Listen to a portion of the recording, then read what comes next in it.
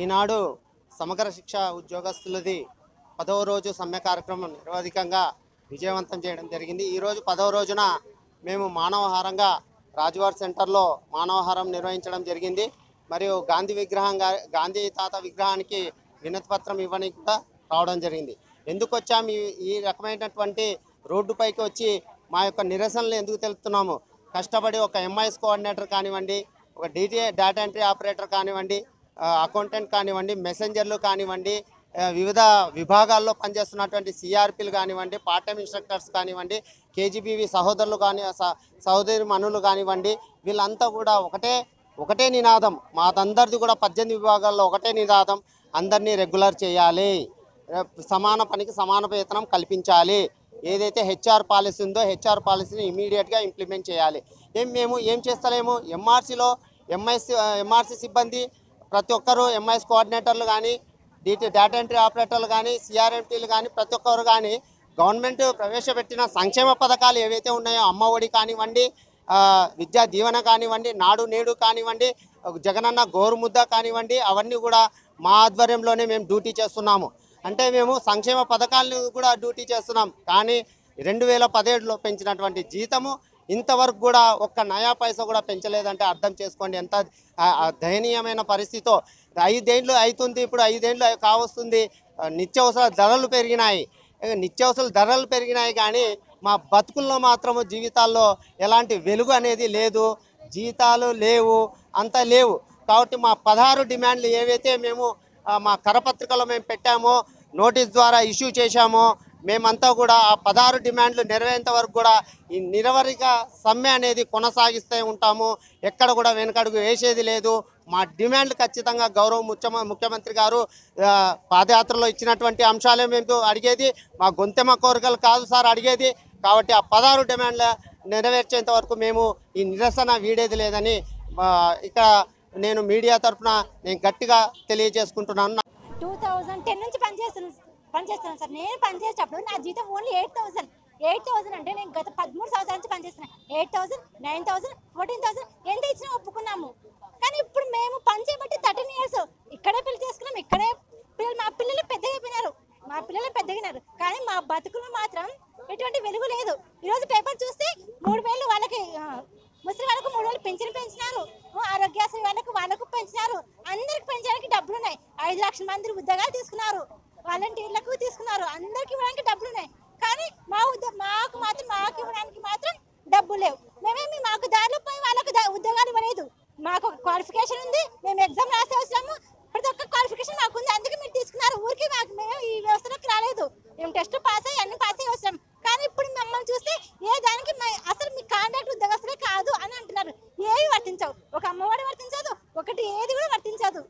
KGBV ఉద్యోగులకు 3 జీవోలు ఇచ్చినారు సార్, మాకు కేజీబీ వాళ్ళకు 3 జీవోలు ఇచ్చినారు, ఎంటీఎస్ ఇస్తారని 3 జీవోలు ఇచ్చారు, కానీ అక్కడేం పేపర్ పరంగా అతని నోటి పరంగా ఇచ్చినాం, కానీ ఇక్కడ అమలులోకి వస్తే ఎటువంటి ఇది లేదు, మీరు అసలు కాంట్రాక్ట్ ఉద్యోగస్తులే కాదు అని అంటున్నారు సార్। ఇంకా తీసుకోవడానికి కాంట్రాక్ట్ ఉద్యోగస్తులు, కానీ కాంట్రాక్ట్ ఉద్యోగస్తులు కూడా గుర్తించడం లేదు మాకు। మేము ఎవరు చెప్పుకో సార్, అందరికీ ఉన్నాయి డబ్బులు ఇవ్వడానికి, మాకు కనీసం సార్ మేమేం ఎక్కువ డిమాండ్ అడగడం లేదు, మా డిమాండ్ ఓన్లీ ఒకటే, ఎంటీఎస్, వీ వాంట్ ఎంటీఎస్, అన్ని సమగ్ర శిక్షలో ఉన్న వాళ్ళందరికీ ఎంటీఎస్, సమాన పనికి సమాన వేతనం ఇవ్వాలి, మేము అతను ఇచ్చేంత వరకు మేము తగ్గేది లేదు సార్। మేము కస్తూరిబా గాంధీలోని vocational teachers, vocational and computer వాళ్ళను మమ్మల్ని పార్ట్ టైంగా అంటున్నారు। మేము 2012లో వచ్చాము, మమ్మల్ని ఆ రోజుల్లో ఒక అర్ధపూట మాత్రమే పనిచేసే వాళ్ళం మేము, కానీ 1 సంవత్సరం తర్వాత మమ్మల్ని మేము ఫుల్ టైమ్గా చేస్తున్నాము, కానీ మాకు పార్ట్ టైమే అంటున్నారు। కానీ మాకు టీచర్స్తో పాటు 2016లో శాలరీ అయితే అప్పుడుతో వచ్చింది సార్, కానీ ఇప్పుడు కూడా మాకు టీచర్స్తో పాటు ఏ శాలరీ పెరగలేదు, మేమైతే అందరితో పాటు సమానంగానే పనిచేస్తున్నాము, కాబట్టి మాకు కూడా సమాన పనికి సమాన వేతనం ఇవ్వాలని అడుగుతున్నాం సార్। అలాగే మాకు కూడా టీచర్స్తో రెగ్యులర్ చేయాలని అడుగుతున్నాం। నమస్కారం సార్। ఎస్ఎస్ఏ ఉద్యోగులుగా మేమందరం ఇక్కడికి ఎందుకు వచ్చాము అంటే, గత 14, 15, 18 సంవత్సరాలుగా మేము ఎస్ఎస్ఏలోనే కస్తూర్బా గాంధీ బాలికా విద్యాలయాల్లో ఉపాధ్యాయులుగా, ప్రిన్సిపాల్స్గా విధులు నిర్వర్తిస్తున్నాం సార్। మేమందరము ఎవరి దయా దాక్షిణ్యంతోనో ఎవరి భిక్షగానో మాకు ఉద్యోగం రాలేదు సార్। మేమందరం కూడా మెరిట్ స్టూడెంట్స్, మేమందరం గ్రాడ్యుయేట్స్, పోస్ట్ గ్రాడ్యుయేట్స్. మా అర్హతలే మాకు ఉద్యోగాన్ని తెచ్చిపెట్టాయి సార్. రోస్టర్ని పాటిస్తూ అన్ని రకాల రిజర్వేషన్లు చూస్తూ మాకు ఉద్యోగాలు ఇవ్వడం జరిగింది. సో ఉద్యోగాలు ఇచ్చిన అధికారులే ఈరోజు మమ్మల్ని బాండ్ బతుకులోనే అవమానపరిచి మాట్లాడుతున్నారు.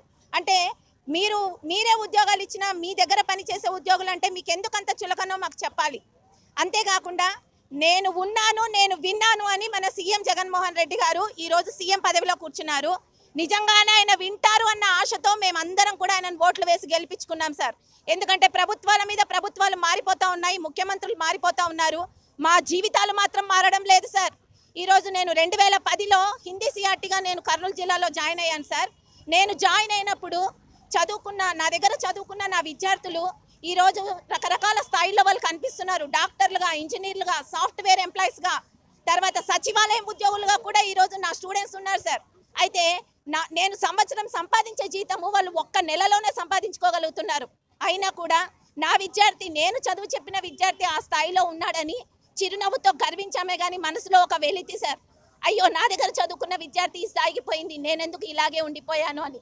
నిజంగా సార్ మా స్కూల్లో పిల్లల్ని మేము చూసుకున్నాం, మా పిల్లల్ని అనాథలుగా వదిలేసాం సార్. వెట్టి చాకిరీని చేస్తున్న బాలికలను విముక్తి చేయాలని కేజీబీవీలను నెలకొల్పారు, కానీ మాతో వెట్టి చాకిరీ చేయిస్తున్నారు. ఇది ఎంతవరకు న్యాయం సార్? ఇది ఎంతవరకు న్యాయం? ఒక్కసారి ఆలోచించండి. వాళ్ళ జీవితాల్లో వెలుగులు నింపి మా జీవితాలని చీకటిమయం చేసుకున్నాం సార్. అందుకే మేము ప్రభుత్వాన్ని ఒక్కటే అడుగుతున్నాం, ఇది న్యాయము. ఇది ఎవరు అడిగినా దీన్ని న్యాయమనే అంటారు. మమ్మల్ని రెగ్యులరైజ్ చేయాలి, మా సేవల్ని గుర్తించండి సార్. మేము గ్రాడ్యుయేట్స్, పోస్ట్ గ్రాడ్యుయేట్స్, మీ ద్వారా ఉద్యోగాలు పొందిన వాళ్ళం కాబట్టి మమ్మల్ని టీచర్లుగా గుర్తించండి. అంత మాత్రమే కాకుండా ప్రభుత్వం నడుస్తుంది అంటే ప్రభుత్వ ఉద్యోగుల సపోర్ట్ లేదే ఏ ప్రభుత్వం కూడా నడవదు. కాబట్టి ఇక్కడ పనిచేస్తున్న ఎస్ఎస్ఏ ఎంప్లాయీస్ అందరూ కూడా వాళ్ళు కష్టించి పని చేశారు కాబట్టి ఈరోజు ప్రభుత్వ పథకాలన్నీ ప్రజలకు అందుతున్నాయి సార్. లేకపోతే ప్రభుత్వం ఎప్పుడో ఫెయిల్ అయిపోయేది. కాబట్టి ప్రతి ఒక్కరి కష్టాన్ని దయచేసి గుర్తించండి. మీ ప్రభుత్వం నడవాలి అంటే మేము కష్టపడి పని చేయాలి. అందుకే ఈరోజు మేము రోడ్ల మీదకి వచ్చాం. ఈ పరిస్థితిని మీరే కల్పించారు. దయచేసి మా బాధని చూడండి, మా ఆవేదనను గుర్తించండి, మమ్మల్ని రెగ్యులర్ చేసి మా జీవితాల్లో వెలుగులు నింపుతారని కోరుకుంటున్నాం. మరిన్ని వీడియోస్ కోసం ఛానల్ ని సబ్స్క్రైబ్ చేయండి, లేటెస్ట్ అప్డేట్స్ కోసం వాట్సాప్ ఛానల్ ని ఫాలో చేయండి అండ్ లింక్ డిస్క్రిప్షన్ లో ఉంది.